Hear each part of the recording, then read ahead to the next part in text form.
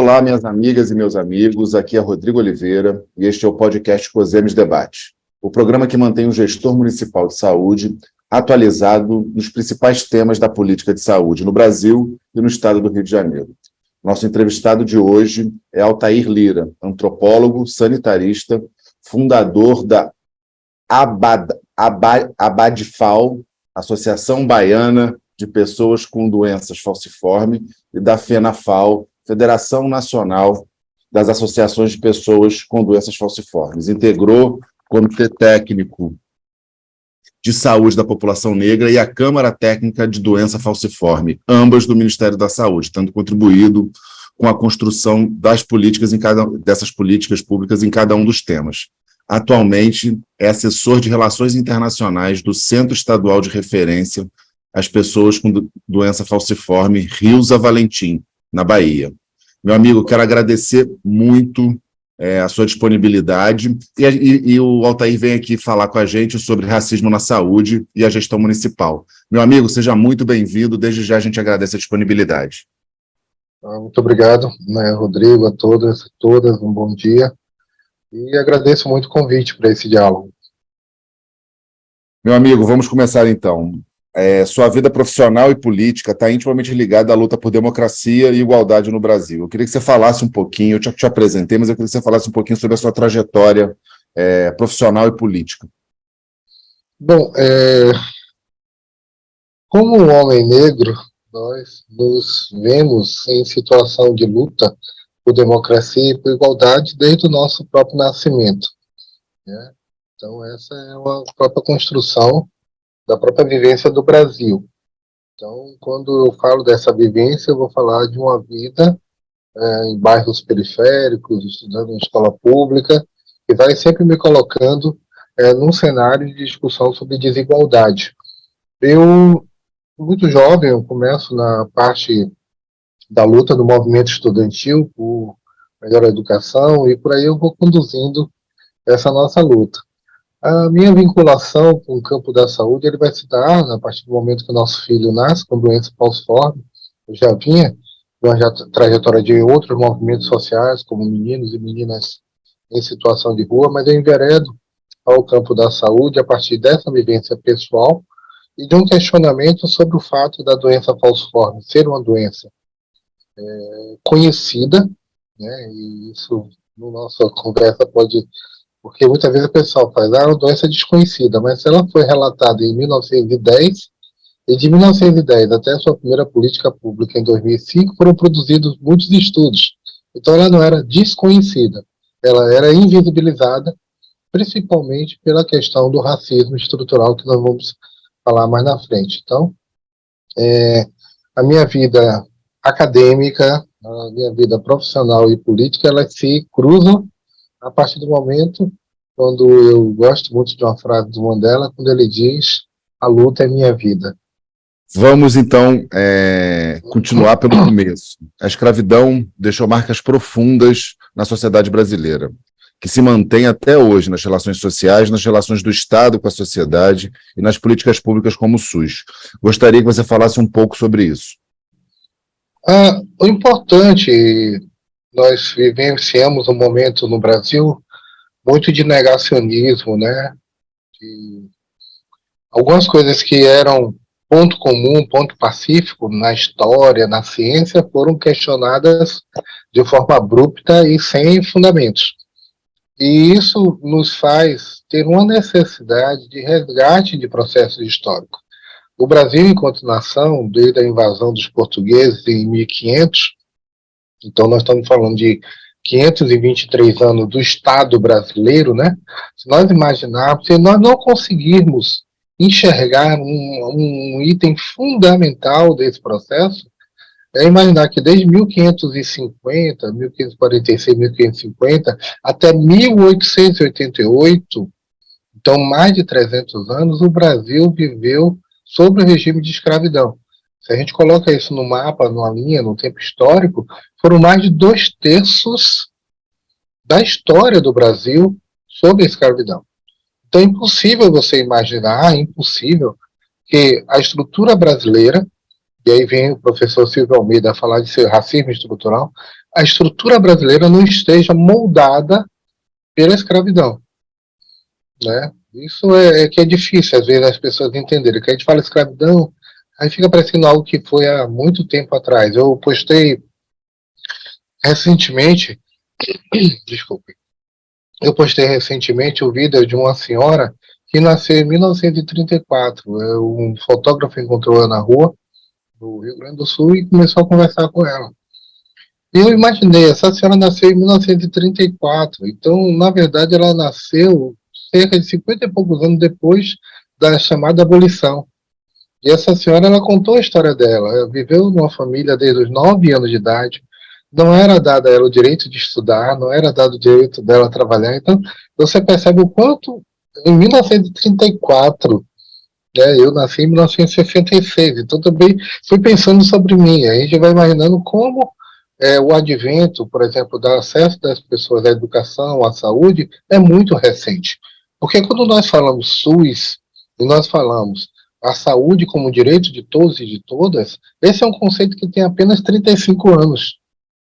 Então também é muito recente essa nossa ideia na nossa cabeça que todos e todas e todos têm direito ao acesso à saúde. Porque nós formatamos a ideia de que a saúde era privilégio de alguns. Privilégio esse, por exemplo, que faz com que em 1808, aqui na Bahia, se crie a Escola de Cirurgia, que depois viria a ser a Faculdade de Medicina, em 1808. E essa faculdade, ela pertencia e ela servia para atender os filhos da elite. A população negra não tinha acesso, ela vivia com os sangradores, com os curandeiros, com as parteiras, né? Fazendo o seu cuidado. Só que perceba que isso prossegue até a década de 30, vocês têm mais informação do que eu, né, quando começam os institutos, né, o IAPAS, o INAMPS, IAPI, os institutos que colocam que a saúde era possível para quem tivesse carteira de trabalho. Então, você percebe que essa exclusão ela precisa de um fato que é a Constituição Cidadã, né? Vamos pegar a fala do Ulisses Guimarães, em 1988, que restabelece o Estado democrático, que a gente sabe com várias falhas, com várias questões na Constituição, mas de algum modo a Constituição começa a dizer todos e todas têm direito à saúde. Então, se nós não contemplarmos que a escravidão que desumanizou, né, porque o elemento crucial da escravidão é até mesmo anterior a ele, quando no século XVII, século XVIII, antropólogos e outros contribuem para o processo de racialização da humanidade, separando em escalas de valores aqueles que eram os perfeitos, né, os normais, e os outros que eram os anormais, os excluídos. Então, e a escravidão ela se sustenta numa ideia de desigualdade. E quando nós imaginamos que o nosso país foi um dos mais que receberam pessoas, seres humanos escravizados, que mais que foi o último país das Américas a abolir a escravidão, não tem como não imaginar que isso hoje não repercutiu no SUS. Porque se nós imaginarmos também que o SUS hoje, 70% da população que é atendida no SUS é a população negra que tem o SUS como seu único plano de saúde, né, que é um termo que se usa, né, para essas pessoas. As pessoas só usam o SUS, né? Nós não vamos imaginar aí servidores, pessoas de classe média que pode ter um plano privado bom, ruim, mas nós estamos falando de mais de 70%. E a Covid foi um momento extremamente importante, esse momento de pandemia que nós vivemos, porque as pessoas falaram, olha, a pandemia trouxe a desigualdade. Não, a pandemia mostrou efetivamente a desigualdade. Porque o acesso à vacina, as questões das pessoas que puderam, né? Eu lembro que no início da campanha da Covid, eu olhava aquelas propagandas de fique em casa, distanciamento social, eu perguntava, para que essa propaganda? Porque a população negra teve que continuar a ir para a rua, nós não tivemos home office, os motoristas, as empregadas domésticas, o primeiro caso de transmissão vertical aqui na Bahia foi de uma empregada doméstica, a patroa viajou para a Europa, voltou infectada, essa empregada foi obrigada a trabalhar, e depois levou para casa dela, a sua família, o vírus da Covid. Então, é perceber exatamente como isso são resquícios dessa escravidão. Excelente. Muito bom mesmo. O que é racismo estrutural? Define para a gente. Nós passamos, durante um bom tempo, na sociedade brasileira, falando de racismo, né? E é importante perceber que a luta do movimento negro, ela não é uma luta, como é tratada muitas vezes, de militantes. Nós estamos falando de estudiosos e pesquisadores como Machado de Assis, como Rebouças, como Luiz Gama. Nós temos estudiosos na luta racial há muitos séculos, né? Podemos dizer assim. Mas foi importante construir alguns conceitos. Um deles foi de racismo institucional, esse racismo dentro das instituições. Só que aí o professor Silva Almeida, ele faz um ato muito interessante que ele reestrutura pensando um pouco mais amplamente. Ele coloca que o racismo estrutural é um termo que vai explicar as estruturas que perpetuam o racismo na sociedade, né, tanto na atualidade, né, quanto no processo histórico. Né? A gente precisa entender esse conceito para entender que o racismo não é apenas uma questão de indivíduos ou de instituições com outro de uma raça diferente. Ele é um problema coletivo. Então, nós vamos pensar no racismo estrutural, como ele fala, na estrutura da sociedade, seja no modelo econômico. Por exemplo, não dá para você, não dá não, vírgula, dá para imaginar sim. Dá para imaginar que nós estamos em 2023, ou seja, mais de 100 e tantos anos da abolição, né, da dita abolição, e nós estamos com vários casos de trabalho análogo à escravidão. Concebe-se na cabeça do brasileiro, e aquele filme Que Horas Ela Volta nos ajuda muito, concebe-se de que eu preciso, que a empregada que trabalha na minha casa, né, e que eu chamo de minha empregada, né, concebe-se na minha cabeça que ela tem um horário para entrar, mas ela não tem horário para sair, de que eu posso convocá-la no final de semana, de que ela vai trabalhar até de noite, que se ela trabalhar, se ela dormir no trabalho, ela não tem hora extra. Perceba, Rodrigo e demais, que a profissão, né, da empregada doméstica foi a última profissão a ser regulamentada no Brasil. E não foi regulamentada fácil. Nós tivemos pessoas de todas as matizes políticas, da extrema-direita até a esquerda, questionando isso. Não foi fácil para a luta da Creuza, né, que é presidente, e outras mulheres, né, lutando para ter reconhecido. Por quê? A empregada doméstica é a grande marca do racismo no nosso país. É a grande marca. É uma das, mas vamos olhar as outras profissões. Então, o racismo estrutural, essa estrutura que faz com que nós tenhamos esse número ínfimo de pessoas extremamente ricas que detêm a riqueza de mais de 95% da população. Isso é uma estrutura colonial, patriarcal e racista. Então, aí dentro da estrutura nós temos exatamente as instituições, a família, a escola, a saúde. Então não tem como imaginar que esse racismo que está na sociedade ele não impacte o nosso sistema de saúde. Né? Não tem como. O sistema não está imune. Né? Eu vou seguir então, Altair, e eu já vou seguir para você emendar e eu já fazer uma pergunta. Como o racismo se manifesta no SUS, no cotidiano dos serviços e unidades de saúde? Já então, pega o... Beleza. Porque quando as instituições e organizações elas vão fracassar em prover um serviço profissional, né, um serviço adequado às pessoas. Né? Isso nós vamos verificar, como eu disse, na questão da Covid, né, esse foi um exemplo, na questão do uso da máscara, o acesso ao álcool em gel. Eu lembro que nos primeiros dias da Covid, um frasco de álcool em gel de 500 ml custava R$30. Eu lembro, foi uma correria, o álcool em gel sumiu das prateleiras e depois voltou com um preço absurdo, o preço da máscara. E aí nós percebemos aquela situação de que o Brasil e agora o governo federal está tentando retomar isso, nós não produzimos seringa, nós não produzimos mais máscara, né? Todo o polo, né, da indústria da saúde estava destruído, né? Então, se nós pensarmos, nós vamos falar de preconceitos. Deixa eu dar um exemplo muito prático sobre um preconceito que aconteceu aqui. Nós tivemos uma época eu sou de Salvador, Bahia, nós tivemos um momento onde precisou-se fazer visitas às casas, residências e imóveis para verificar foco de dengue. Então, os agentes foram. E alguns agentes negaram-se a visitar alguns espaços de religiões de matriz africana, considerando esses lugares como a casa do demônio. E se negaram a entrar. Nós tivemos que fazer um trabalho com essas pessoas, mostrando, primeiro, que ela tinha uma obrigação profissional, de que a decisão individual dela, pela religião dela, não daria a ela o direito de fazer escolhas desse tipo, de entrar no espaço e não entrar no outro, né?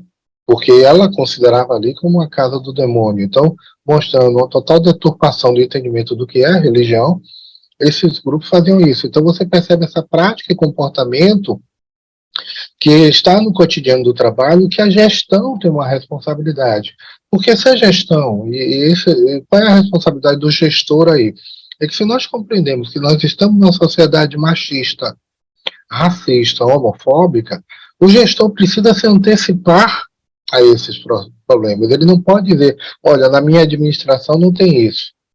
A sua administração tem, não é porque seu querer, não é porque você quer, tem porque está na sociedade. E eu preciso fazer os elementos, eu preciso criar as estruturas para fazer esses enfrentamentos. Eu gosto de uma frase do professor José Gomes Temporão, que o José Gomes ele dizia assim, o Temporão ele trazia, é a equidade que garante a universalidade.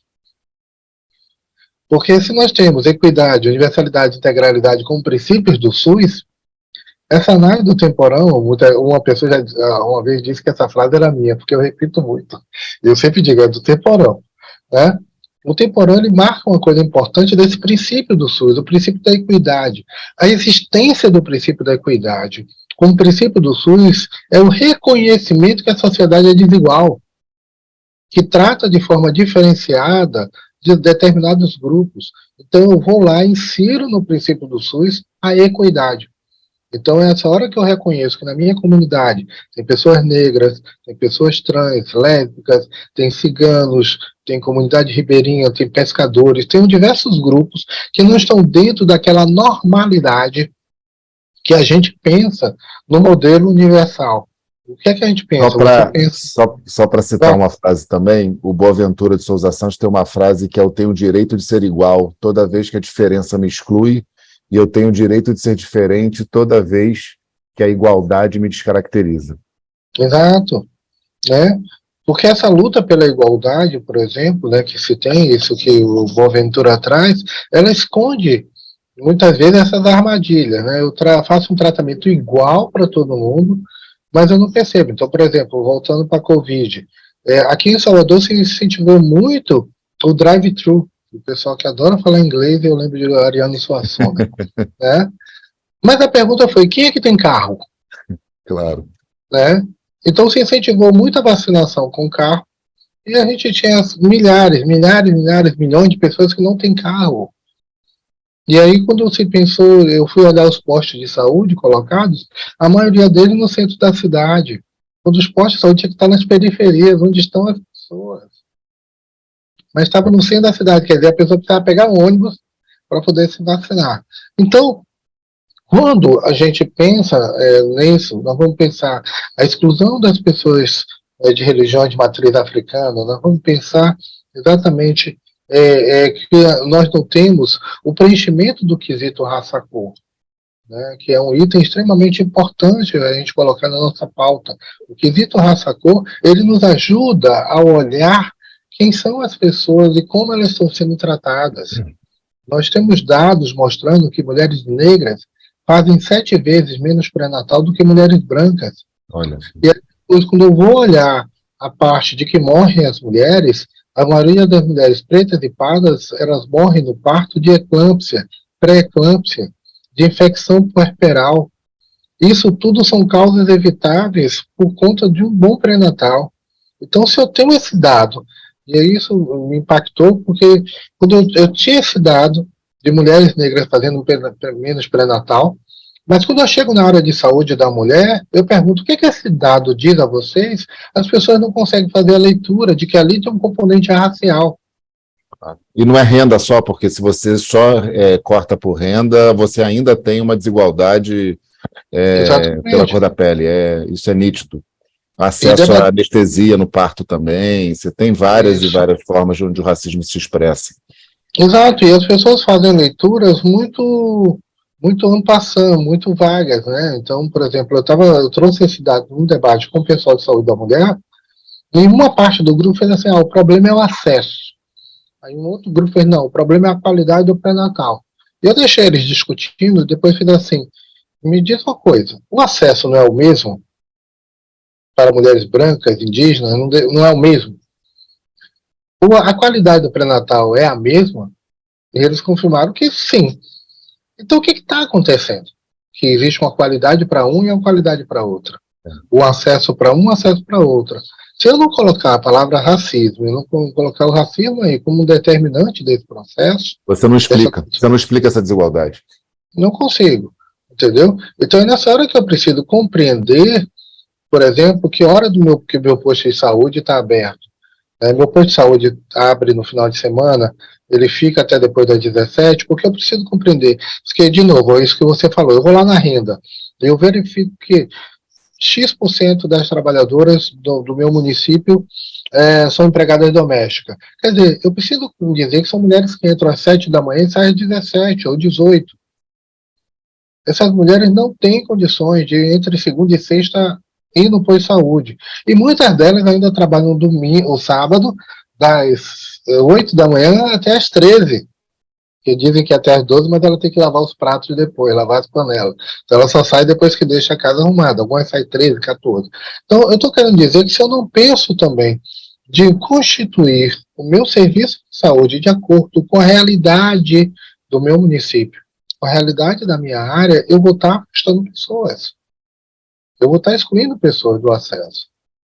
Exato. O SUS deve ser antirracista?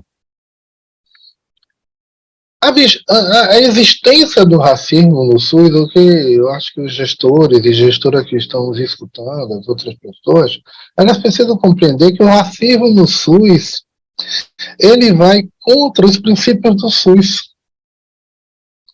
Tá?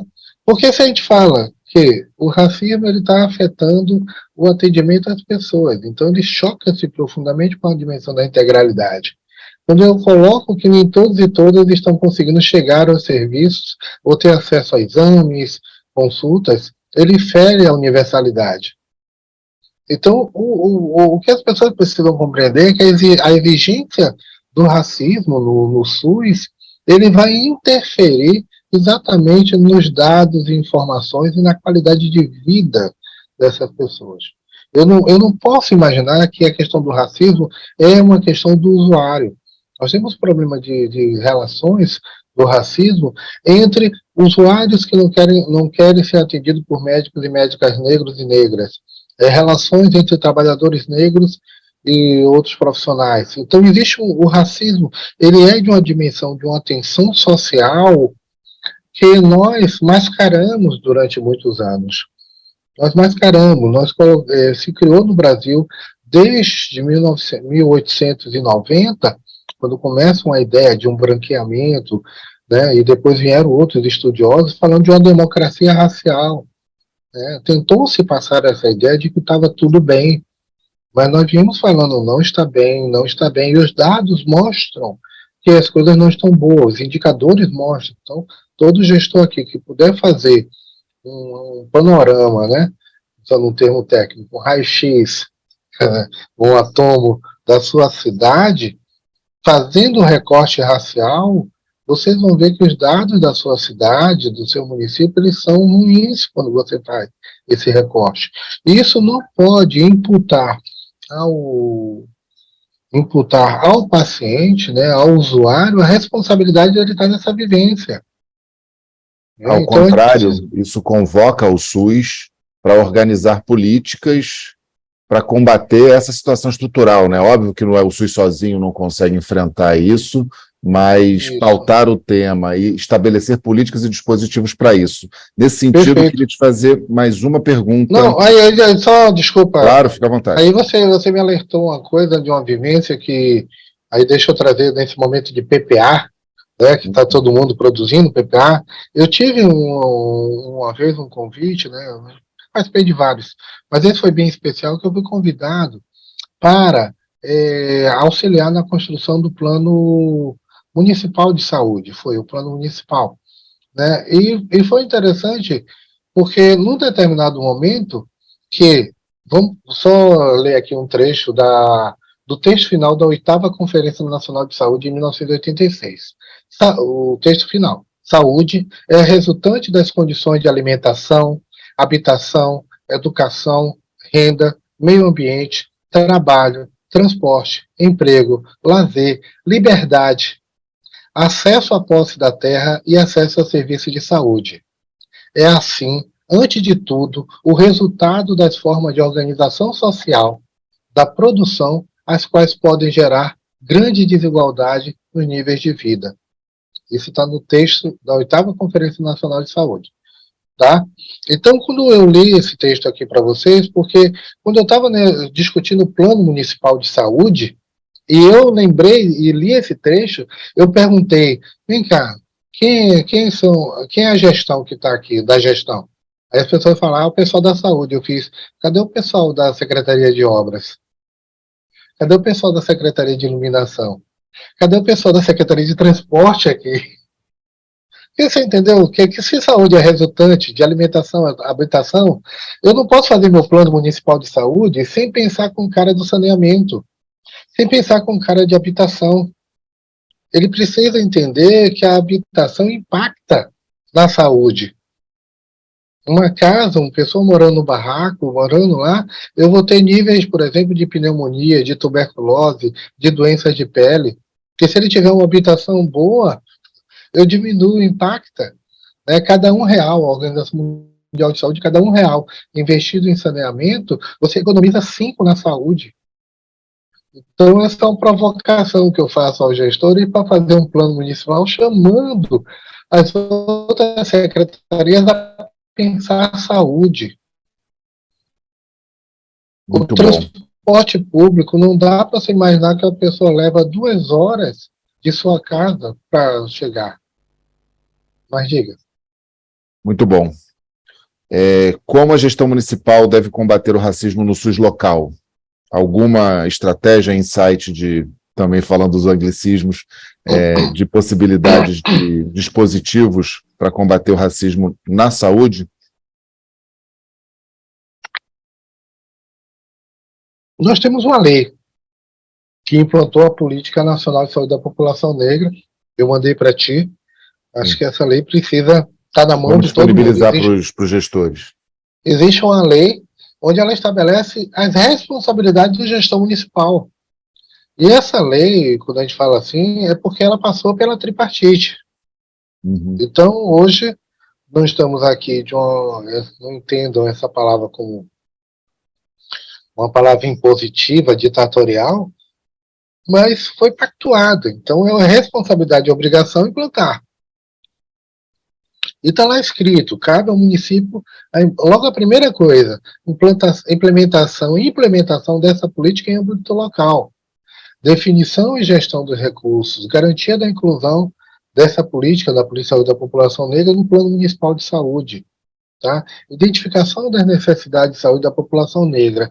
Então, o doutor Luiz Eduardo Magalhães, o Luiz Eduardo Batista, ele está agora como assessor da ministra, né, da Paz e Saúde da População Negra. E ele fez um diagnóstico mostrando que dos 5.000, mais de 5.600, né, municípios que nós temos, apenas 5% deles tinham uma ação em saúde da população negra. Então, nós estamos falando de uma política que ela tem uma possibilidade de impactar na qualidade do seu recurso, na qualidade da sua assistência. Então, mais do que ser uma política que vai acirrar o racismo, como eu já ouvi gestores dizendo isso, olha, a implantação dessa política vai elevar a tensão racial, vai trazer questão. Não, o que a gente vai tentar, claro que no primeiro momento mostrar isso, e mostrar isso muitas vezes incomoda, mas no segundo momento, quando o município adere a essa posição, ele começa a melhor distribuir os seus recursos, ele começa a melhor distribuir as suas ações, né? Então isso é importante pensar, que essas atribuições do município de incluir na educação permanente, de capacitar os profissionais sobre o tema do racismo, ele não acirra, ele desvela, e como nós estamos falando de um problema de mais de um século, mas ele traz para a gente, aí sim, efetivamente, que a gente pode dizer, olha, hoje eu faço uma política de saúde universal, integral e que respeita a equidade. Por fim, qual recado você gostaria de deixar às gestoras e gestores municipais de saúde? Deixar recado é complicado, mas eu trago uma reflexão de que nós precisamos passar, e acho que a Covid nos ensinou muito, né? Durante o processo da Covid, as pessoas perguntavam que humanidade vai sair depois da Covid, né? O que nós seremos depois da Covid? Porque nós vivemos experiências muito ricas de solidariedade, de união. Não vamos falar somente da falta de vacinas, coisas que aconteceram, né? Porque foram mais de 700 mil vidas, né? Vidas, né? Não números, vidas. Mas é pensar nesse momento nas coisas boas que foram trazidas e traduzidas, a união, a troca. Então, eu acho que tem um elemento fundamental, é nós pensarmos que o problema do outro é do outro. Então, o problema do machismo não é da mulher. O problema do racismo não é do negro. O problema da homofobia não é da comunidade LGBTQIA+. Ele é da sociedade. A sociedade tem um papel. Nós não podemos imaginar que num país onde 56% da população é negra e onde o racismo impere, que essa sociedade seja uma sociedade sadia, que essa sociedade tenha saúde. É uma sociedade desequilibrada.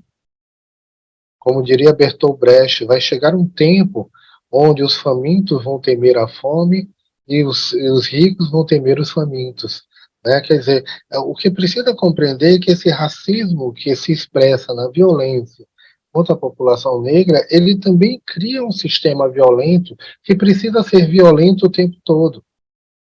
Então, o que eu proponho a gente pensar é nesse processo de união, de construir processos coletivos, né, de enfrentar as iniquidades, sem estar preocupado em dizer, olha, no meu governo, né, encontrou-se ou se detectou racismo. Não foi no seu governo, é na sociedade. O seu governo é parte desse processo. Então, um gestor que assume enfrentar o racismo, ele não se expõe, como muitas vezes se acha, ele não se fragiliza, pelo contrário, ele se fortalece porque ele está cumprindo aquele princípio. Saúde é um direito de todas e de todos. Muito obrigado pela aula, Altair. Esse foi o nosso COSEMES Debate. Quero agradecer a atenção de todas e todos. Um forte abraço e até logo. Um abraço. Obrigado. O COSEMES Debate é uma realização do Conselho de Secretarias Municipais de Saúde do Estado do Rio de Janeiro, COSEMES RJ. Apresentação e roteiro, Rodrigo Oliveira. Apoio e edição, equipe de comunicação do COSEMES.